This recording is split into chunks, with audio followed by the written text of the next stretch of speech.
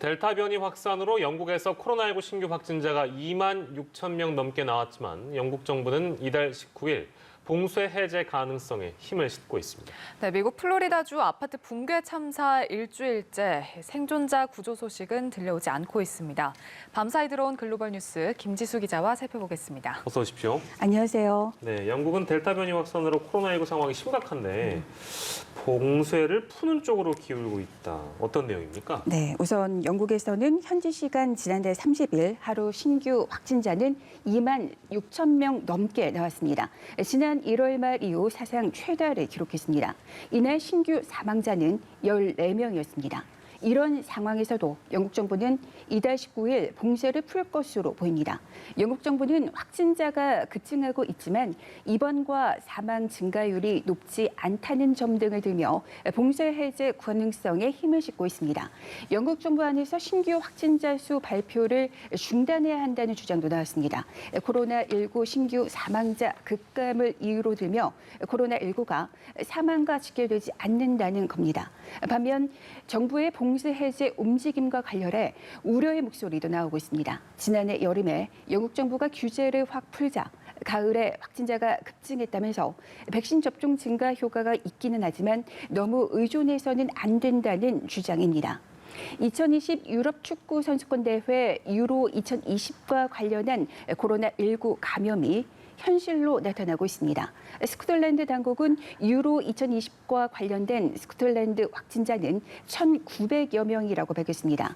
지난달 18일 열린 잉글랜드 대 스코틀랜드전을 응원하려고 런던에 다녀온 수만 명 중 1,200여 명이 감염됐다는 겁니다.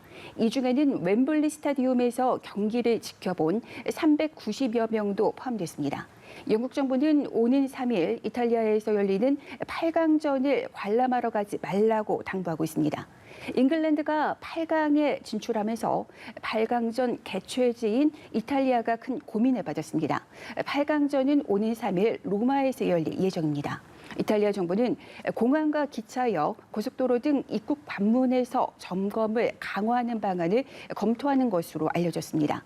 영국발 입국자를 대상으로 시행 중인 닷새간의 의무 격리를 엄격하게 적용한다는 방침입니다. 전문가들도 이번 8강전이 이탈리아 내 바이러스 확산에 새로운 촉매제가 될 가능성을 경고했습니다. 네, 미국에서도 이 델타 변이가 빠르게 확산하면서 마스크를 다시 써야 하는 거 아니냐 이런 우려의 목소리가 나오고 있는데 미 질병당국이 여기에 대한 입장을 밝혔다면서요? 네, 미 질병통제예방센터 CDC 국장은 지역 당국이 마스크 착용 여부를 결정해야 한다고 밝혔습니다. 로셸 월렌스키 CDC 국장은 지역 당국이 그 지역의 상황에 맞게 마스크 지침을 결정해야 한다고 밝혔습니다. 다만 CDC 마스크 지침은 대체로 백신 접종 완료자는 마스크를 쓸 필요가 없음을 시사한다고 말했습니다. 미국에서 일부 지자체가 CDC 지침과 달리 백신을 맞은 사람도 실내에서 마스크를 쓰라고 권고하자 CDC가 마스크 지침을 재검토해야 하는 것 아니냐는 의견이 나오고 있습니다. 앞서 LA 카운티는 모든 주민이 백신 접종 여부와 관계없이 공공 실내 공간에서는 마스크를 쓰라고 권고한 바 있습니다. 이 같은 권고는 대중교통, 병원 등의 실내를 제외하고는 대부분의 실내외에서 마스크를 벗어도 된다는 CDC 지침과 충돌합니다. 세계보건기구 WHO도 델타 변이를 이유로 특히 실내에서는 접종자라도 마스크를 쓰라고 권고했는데 월렌스키 국장은 WHO의 권고 맥락이 미국과 크게 다르다며 전 세계적으로 접종률은 15%가 채 되지 않는다는 점을 지적했습니다. WHO는 전 세계를 상대로 메시지를 내놓는 것이고 CDC 지침은 전체 인구의 54%가 최소한 한 번 백신을 맞은 미국을 겨냥한 것이어서 다를 수 있다는 얘기입니다. 네, 이번 주 이제 일요일이라서 미국 최대 기념일인 독립기념일인데 사상 최대 규모의 여행 인파가 도로에 나올 것이다. 이런 전망이 있다고요? 네, 이달 1일부터 5일까지 미국인 4,700만 명이 자동차로 여행을 떠날 것이라고 전미 자동차협회가 예상했습니다. 미국 독립기념일인 그 연휴 기간 자동차 여행객은 2019년에 4,150만 명이 역대 최고 기록이었습니다. 그런데 올해는 코로나19 탓에 만나지 못하던 가족과 재회하려는 수요가 높아지면서 최고 기록을 넘어설 것으로 보인다는 겁니다. 자동차와 관련된 가격도 뛰었습니다. 렌터카의 하루 임대료는 평균 $166로 2019년에 비해서 140%나 급증했습니다. 휘발유 가격도 1갤런 3.78리터당 $3로 2014년 이후 최고 수준입니다. 항공 여행도 급증하고 있습니다. 지난 24일 미국의 국내선 항공 교통량은 4만 7천 대로 코로나19 이후 최고치였습니다. 미 연방항공청은 독립기념일 연휴 기간에는 미국 국내 항공 교통량이 더 늘어날 것으로 예상을 했습니다. 앞서 조 바이든 대통령은 독립기념일까지 미국 성인 70%에게 최소한 한 번 백신을 접종하겠다는 목표를 밝힌 바 있습니다. 그러나 미국의 성인 중 한 번 이상 접종한 사람의 비율은 66%입니다. 이에 따라 바이든 대통령이 내건 목표 달성까지는 몇 주가 더 걸릴 것으로 전망됩니다. 네, 이번에는 미국 플로리다주 아파트 붕괴 소식 살펴보겠습니다. 이 참사가 발생한 지 일주일째인데 아직까지 생존자 구조 소식은 들려오지 않고 있네요. 네, 대규모 수색과 구조 작업에도 불구하고 사망자 수습 소식만 들려왔습니다. 구조팀은 지난 24일 새벽 서프사이드의 아파트가 부분 붕괴한 이후 지금까지 건물 잔해를 헤치며 수색을 진행하고 있습니다. 현재까지 집계된 사망자는 18명입니다. 밤샘 수색 작업에서 4명의 시신을 추가로 수습한 결과입니다. 전날 1명 사망으로 발표된 이후 생존자 구조는 없이 사망자만 늘어나고 있습니다. 125명은 생존 사실이 확인됐지만 145명이 여전히 실종 상태입니다. 참사 직후 사고 현장 발코니 등에서 구조한 40여 명을 제외하면 그 이후 잔해 더미를 파헤치며 진행된 수색 작업에서는 한 명의 생존자도 나오지 않았습니다. 30도를 넘나드는 무더위 속에서 일주일이 지나면서 생존자 구조의 희망보다는 추가 사망자가 계속 나올 우려가 큰 상황입니다. 그러나 구조팀은 아직 희망을 버리기에는 이르다며 기적 같은 소식을 애타게 기다리고 있습니다.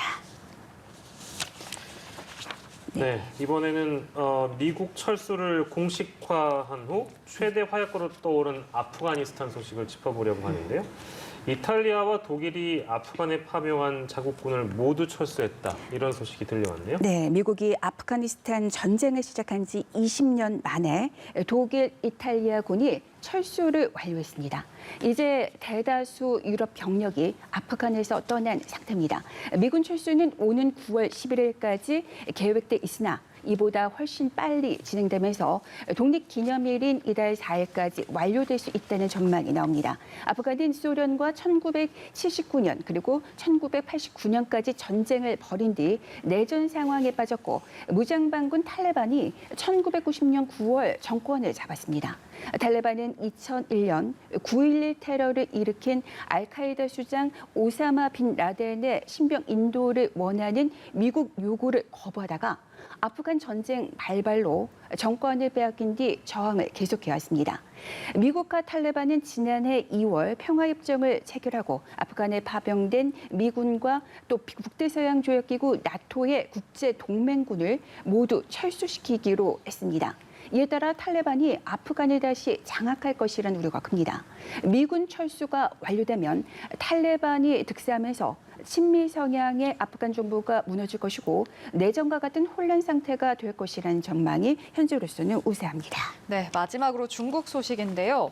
오늘이 중국 공산당 창당 100년이 되는 날입니다. 네, 그래서 이제 대규모 자축 행사가 펼쳐질 예정이라고요. 네, 오늘 행사에는 시진핑 중국 국가주석이 참석해 중화민족의 위대한 부흥을 목표로 한 신중국 100년의 비전에 담은 중국몽을 천명할 예정입니다.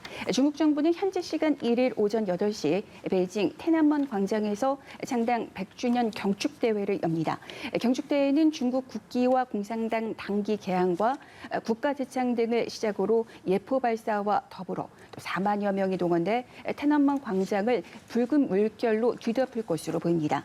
최신의 스텔스 전투기도 투입돼 화려한 에어쇼를 펼칠 예정입니다. 시 주석을 포함해 리커창 총리 등 중국 공산당 정치국 상무위원 7명과 더불어 국가 원로와 유공자들이 모두 참석해서 창당 100주년에 제축할 계획입니다. 특히 시 주석은 공산당의 신중국 100년 발전 전략과 더불어 중화민족의 옛 영광을 되찾기 위한 중국인들의 꿈을 알릴 것으로 전해졌습니다.